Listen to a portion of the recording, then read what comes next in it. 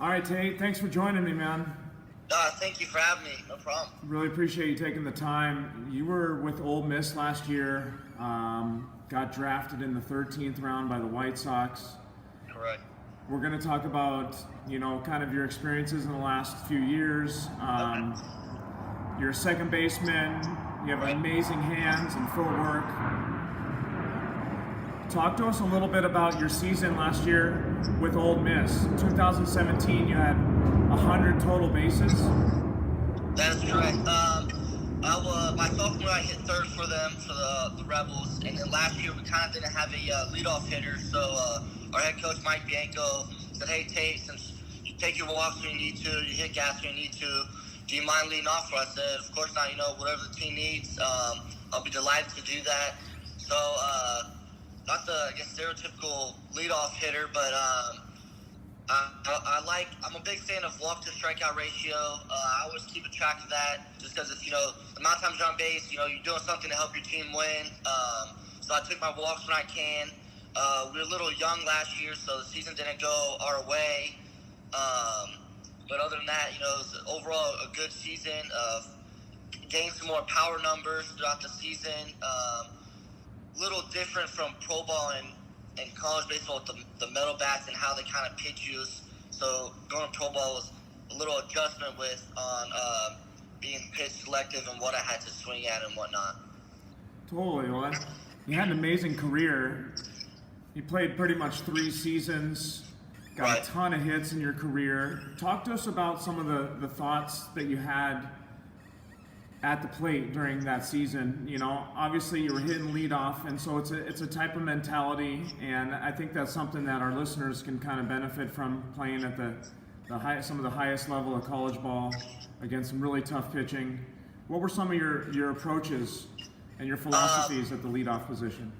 So what Coach B always told me, I guarantee out of 2 games I played, every game he came up to me before my first and bat, said, hey, Tate, they're going to throw you a fastball first pitch, and if they don't, then we won the game because they're scared of you.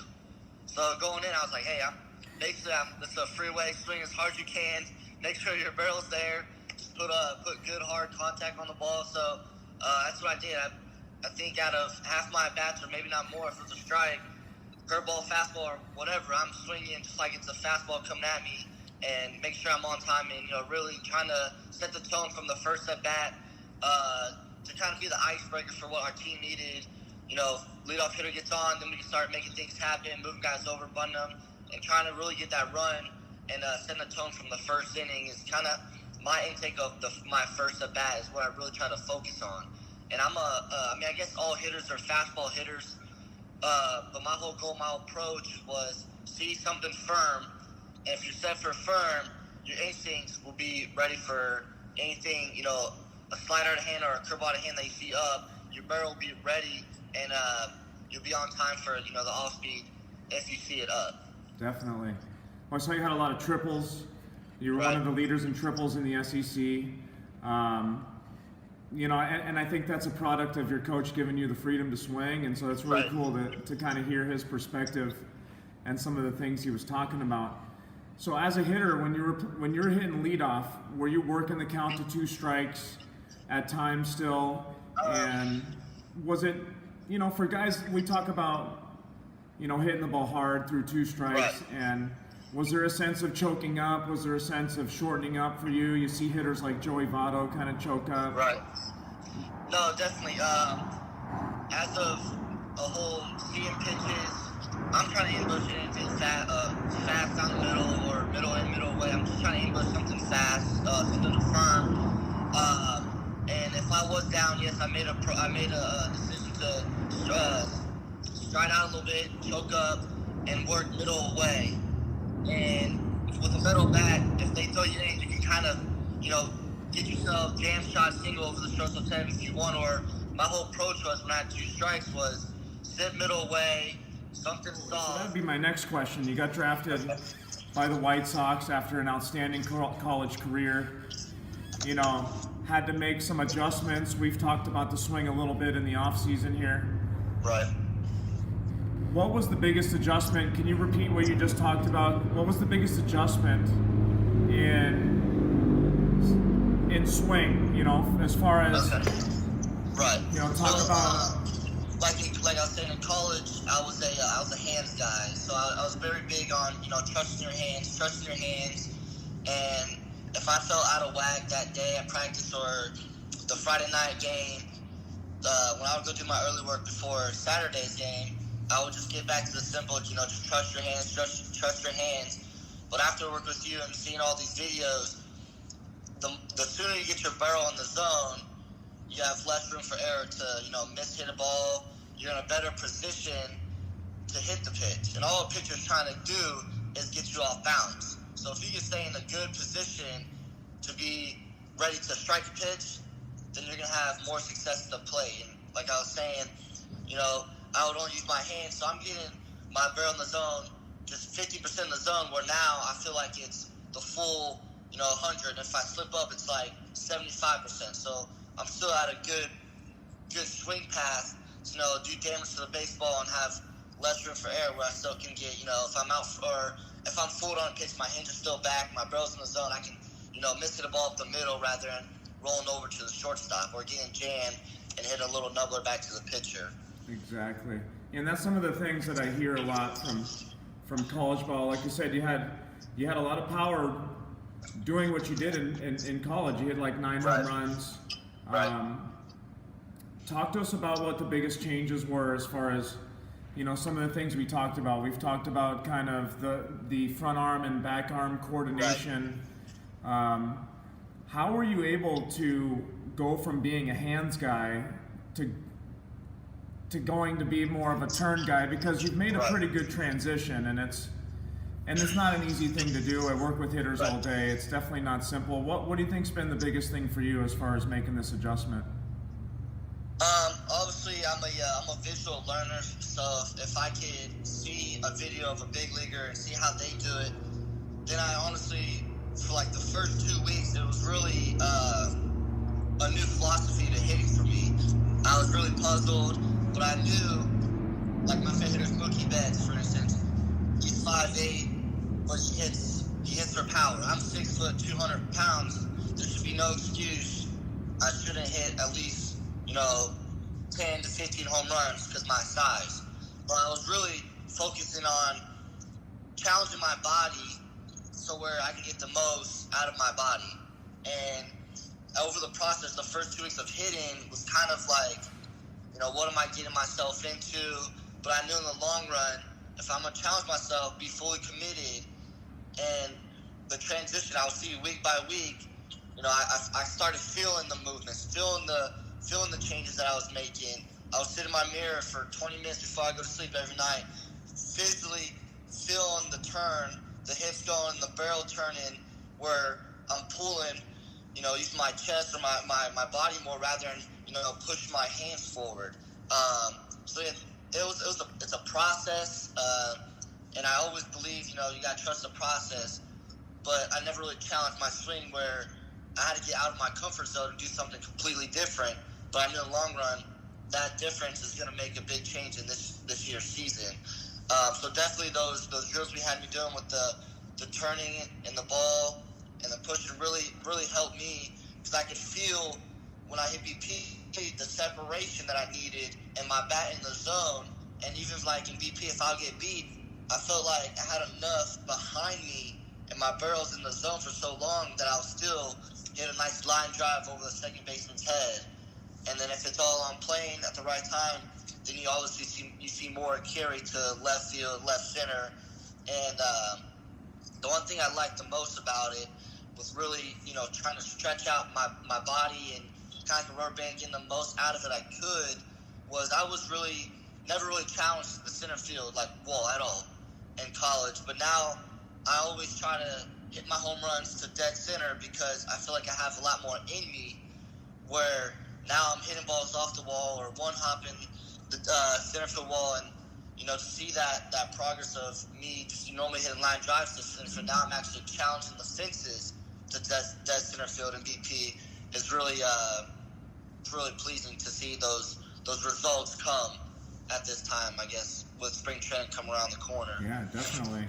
Yeah, you can tell you put in the work, man. I mean, it's like I said, working with so many different types of hitters and finding what works for you and finding something that you can relate to and making that a visual or, you know, I can tell you've studied a lot of video, and we do a sense of, you know, sometimes comparing swings so you can kind of see how much more you need to do. And so as far as my next question goes, what are some of the things that you have as far as your routine goes? So your daily routine is now, you know, maybe a certain few drills, a certain few feels. You know, I saw your batting practice round the other day. It was looking very crisp. You've done a good job of hitting in your legs your whole life, so that's not something that's new to you. Right. But tightening up the barrel and and making your swing a little bit more, you know, in a phone booth in a sense. It's one of the more old terms that you hear. What are some of the things that you're doing every day to kind of to help you remember that? So what I kind of do, my hitting routine, I'll take, you know, 15 T-work, you know, just trying to really, so okay, I'll get there, stretch out, obviously, and really I'm trying to just feel that barrel turning. You know, once I feel that with my bottom arm, then I'll start putting action. I'll hit off the tee, really over-exaggerate the feel, kind of. The feel, the stretch, turn at the same time.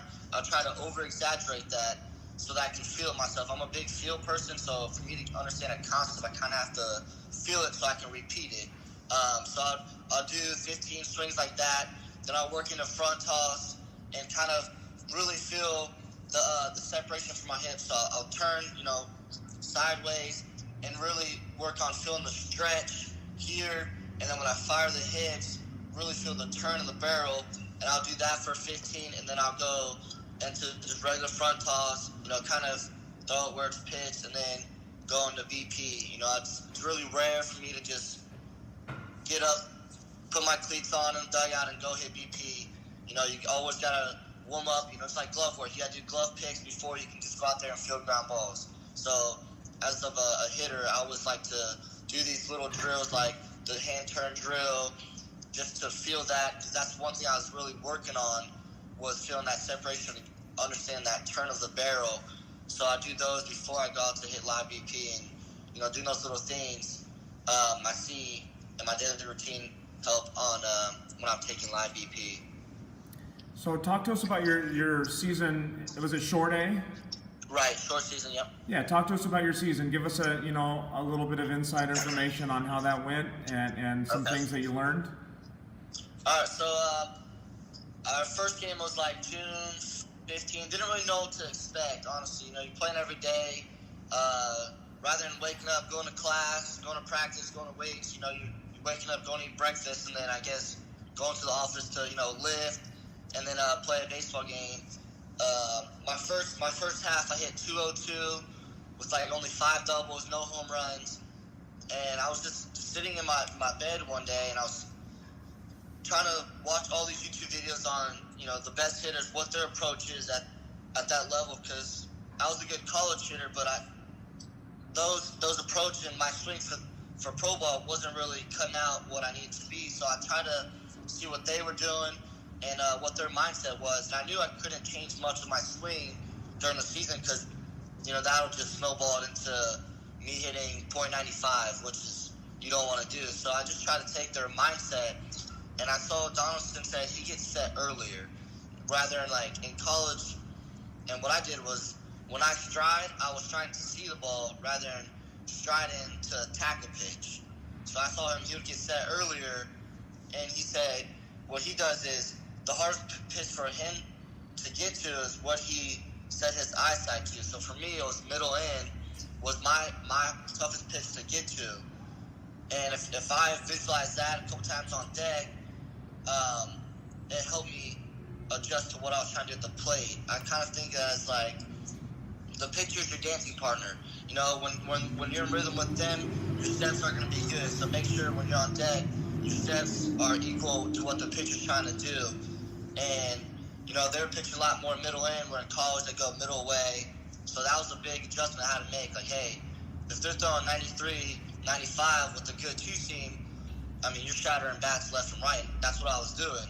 But once I figured out to get set earlier, my second half was tremendous. You know, I had more doubles. I hit 5 home runs just all in that second half. You know, helped my RBIs out. And then in the playoff run, it really helped our team overall, which is cool because I'm more of like I don't really do so much with the individual stats, but if I'm doing something that I can help the team win, and then I'm doing my part as a baseball player. Because if I'm 0 for 4 and my team wins, no one's gonna frown their face. But you know, in the long day, if you lose a game and you're 4-4, you still kind of feel, well, I mean, I did my part, but I don't feel as good as I would if our team would have won. Because in the day, it's all about wins and losses. But yeah, so it was more so working middle in and being ready for that inside fastball and not really missing those. It's kind of what I had to kind of adjust, was the inside pitch more so. Yeah, and that's, as you learn more about the swing, that's just a result of the push. And right. You know, what's cool now is that you're able to feel a lot more of a adjustable swing, a lot right. more of a swing that's, like you said, a little more dynamic. So I looked at your stats, and that second half of the season really gave you a pretty good first season to work with. And right. What are some of your goals for this season? Personal goals is, you know, obviously I'm probably get sent to low A, which will be in Kannapolis, North Carolina. You know, I like setting my center side, so I want to be around the 325 range, but I want to carry my home runs. Last year I had 5. I want to sit in the 10 to 15 range, just because I think in a full season, I think that's manageable. You know, really, I'm a big guy in RBI, so I don't really know how to do the math with pro ball, because I don't really know what's a good RBI range for a full season, just because I haven't played one yet. But I know home runs wise, 15 to 20 or 10 to 15 around there. And like I said, as long as I keep my approach to the plate, I feel like I had a really good approach. Kind of what carried me through college was my approach and just my ability to knowing what I could do at the plate. So I want to try to have in the range, walk to strikeout ratio in like the 15 range, you know, kind of close by, just because I'm a big believer in walking as well. But that's my personal goals is, you know, 320, 10 to 15, you know, 20 max, because, you know, I always got to stay your standards high, and then obviously keep my approach strong and, you know, carry my walks a little bit higher. Well, that's outstanding, man. A lot of good information for the kids, a lot of, you know, insight into, you know, what kind of goes on from the college to pro level, and some of right. the adjustments that need to be made. You know, I really appreciate you coming on, Tate. This season, it's going to be fun to watch. You work the glove. You know, if those of you guys don't know, he's an outstanding fielder, really works the glove well. So follow him this season.